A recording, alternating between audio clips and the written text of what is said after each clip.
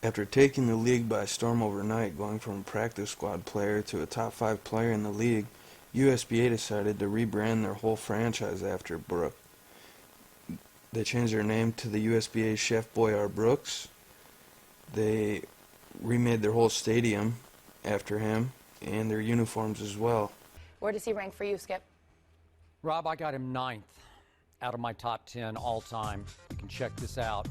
Now, remember, my definition of this question is, who would I draft to start my team with? I would choose this guy to start my team with. So after Michael Jordan and Magic Johnson, I'm going to value the big guys. I'm going to go centers. I'm going to go height. So I've got Shaq 3, Kareem 4, then down to Russell, Tim Duncan, Hakeem, and Wilt at 10. I keep moving him up. I used to have him like in the 15 range. I continue to move him up. Now, if we're doing a watchability top 10, you know, I'd have him high. I'd probably have him 3rd on my list. He is watchable, as he's right in the same ballpark with Michael and Magic to me. Right. Number 4 on the list.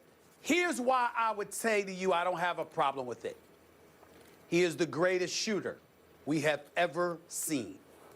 Not only that, the handle is nasty.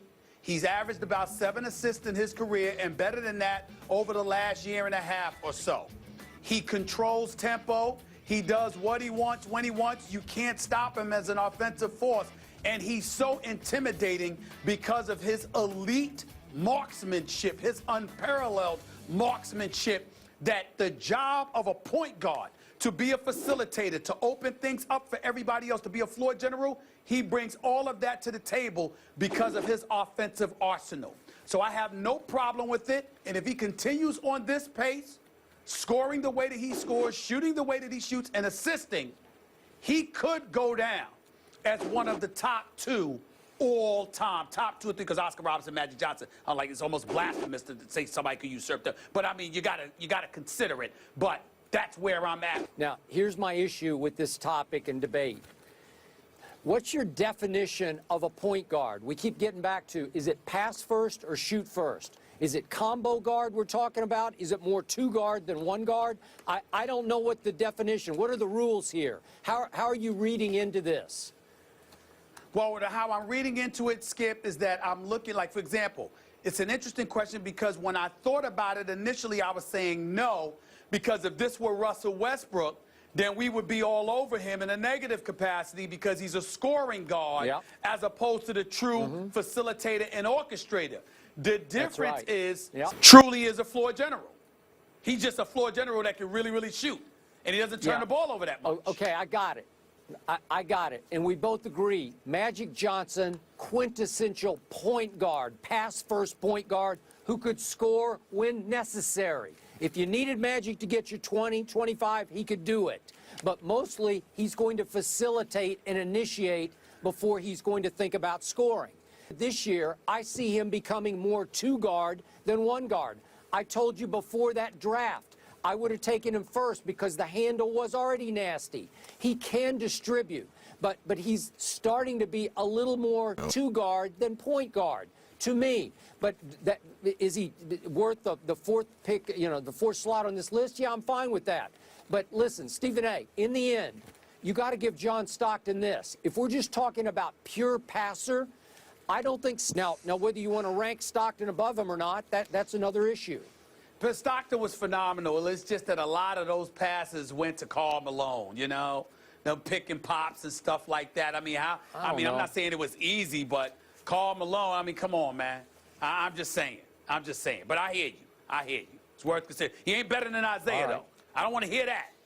No, I agree with that. This year, I've been asked a million times all kinds of questions, but one of the big ones is always, who does he remind you of? And I've been very blessed to play with some of the best players in NBA history and to have worked with many of them. And my answer is always the same. He reminds me of 2 different people. One is Tim Duncan, and 2 is Steve Nash. And I played with Tim in San Antonio and was in management with Phoenix when Nash was there. And the similarities are really striking. And this is what I see with all 3.